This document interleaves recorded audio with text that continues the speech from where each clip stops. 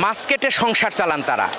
পেশাটি আপনাদের কাছে ছোট মনে হলেও জানেন এই পেশাটির আকার কত বড়। তাদের প্রতি মাসে ইনকাম 50 থেকে 60,000 টাকা প্রতিজনের। দর্শক, সরাসরি কথা বলবো তাদের সঙ্গে। একের পর এক কাস্টমার আসছেন, কিছু না বলেই রাখছেন মাছ। কেউ মাছ কাটছেন, আবার কেউ আঁশ ছাড়াচ্ছেন। সময় যেন তাদের কাছে সোনার হরিণ। ভোর থেকে মাত্র 3 ঘন্টা কাজ করেন তারা। এতেই দৈনিক 1000 থেকে 1500 টাকা আয় তাদের, আবার কোনোদিন তার চেয়েও বেশি হয়। মাছের আঁশ থেকেও একটা নির্দিষ্ট অঙ্কের টাকা পান তারা। বলছিলাম কাউরান বাজারের মাছ কাটার সঙ্গে জড়িতদের কথা। এ পেশায় জড়িতরা জানান অভাব থেকেই মূলত মাছ কাটতে আসা, কিন্তু এখন সচ্ছল জীবন তাদের। মনে করেন সকাল 6টায় আসি, 10টা 11টার দিকে আবার বাসায় ফিরে যায়।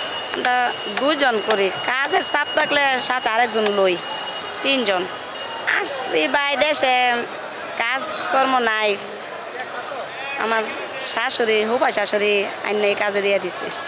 আর্থিক সমস্যা নেই, ভালো লাগে না, এর জন্য পড়ালেখা ছেড়ে দিছি। 700 টাকা ঠিক টাকা দেয়, এক একদিন এক এক রকম। 700-র উপরে যাবো, 700-র নিচে কোনোদিন আয় না। আমার বাড়ি বোলা, আমি নদীর মাছ ধরা টলার আসলে আমার জলদস্যু রাজনীতি শিকারে আমি সব হারাইয়া দেনা হয়েছি 7 লাখ টাকার মতো। আমার ঘরে 6 জন খাওয়ান না। আমি জীবনে কাজ করিনি, আমার কাজ মানুষই করছে। কারণ দেশ গ্রামে কাজ করলে তো আমার কেউ কাজে লইব না, উয়েস্তারে তো লইব না। 5 জনের লোক চলছি। এখন চিন্তা করেন, আমি যদি কামলা দিই ইজ্জত যাও না ফেলা, তখন ডাকা আসছি। আসা বাড্ডা একজনের কাছে গেছি, যাই এই মাছের আশটা উঠান শিখছি।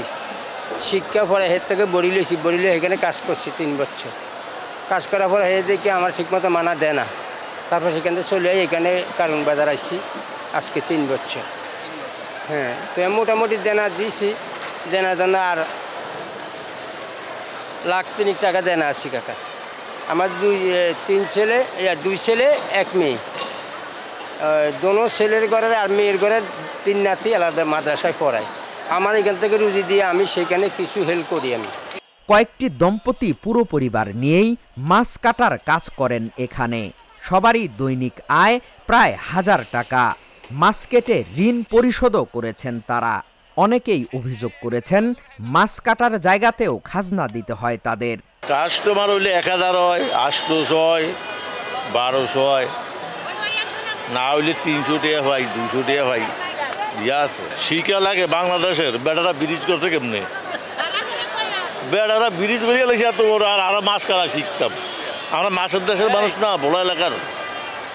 আমরা তো মাছের দেশের মানুষ, আমরা সেগুন লাগে কাটি পেটের খুঁতা দেন না হন। আমি এই যে 3 বছর আয় কত ধরেন, এবার এসে 30 হয়, এবার এসে 30 হয়। আমরা 2 জনে কি বাবু বাসায় এনো আয়া কাটা ধরছি, জায়গা লইছি, ভাড়া দেই, কাটি 100 দেই, ডেলি 100। নেতারা নেয় জাগালারা। কষ্ট কথা কি কইতারুম, ভালোই লাগে। এটা করিয়া এই ধরেন খাইতে আসি, চলে হেরিয়া যাইতে আসি, ফয় ফলাই লইয়া। ছেলে মেয়ে হয়েছে 1 জন, আর ছেলে হয়েছে 4 জন। এই নিয়ে নিজেরা খাই ফলাই লইয়া। আর কি আর প্রত্যেকদিন কয়টি কোনোদিন 300 হয়, কোনোদিন 1200 হয়, কোনোদিন 1000 হয়, কোনোদিন ধরেন আপনার 800 হয় এরম, আবার কোনোদিন 500 হয়। আজকে আমি আনছি, আনকে ইয়ে দেয় দেনা আছি যেন 4 লাখ টাকা দেনা আছি। আবার দেনা হত করি, দেনা হত করি ফয় ফলান লইও খাই, এইবার করি আর কি। আমি লিখে আগো দিত তো অন্য দিত না, দিলে তো বইতো দিব না। হ্যাঁ কেউ বডি বুড়ি ব্যাগ মেলা মারি হালিয়ে দিব, এই বাবা আর কিছু নেই। মাছ কাটাতে আসা কয়েকজন জানান শহরের জীবন ব্যস্তময়, অফিস রান্না, তার মাঝে মাছ কাটার মতো সময় পাওয়া যায় না। তাই 20 টাকার বিনিময়ে বাজার থেকেই মাছ কাটেন তারা। পরিবারে দেখা যাচ্ছে মা বৃদ্ধ বা সব মিলে এখনকার বর্তমানে যারা ঘরের বউরা থাকেন তারা হয়তো দেখা যায় কাটাকাটি বা বিশেষ করে শহর কেন্দ্রিক যারা খুব একটা অভ্যস্ত না, অনেক হয়তো জব করেন, চাকরি করেন, যার কারণে একটা সময় সাপেক্ষ ব্যাপার, কষ্টসাধ্য বিষয়। আর এখানে সবসময় আসলে যেটা হয় যে আমরা টাটকা মাছটা পেয়েই সেই মাছটা যেহেতু পরিচিত বা এরকম বোনেরা যারা থাকেন কষ্ট করেন তাদের একটু শ্রমের মূল্যায়ন করা হলো, আমাদেরও কষ্টটা লাঘব হয়ে গেল।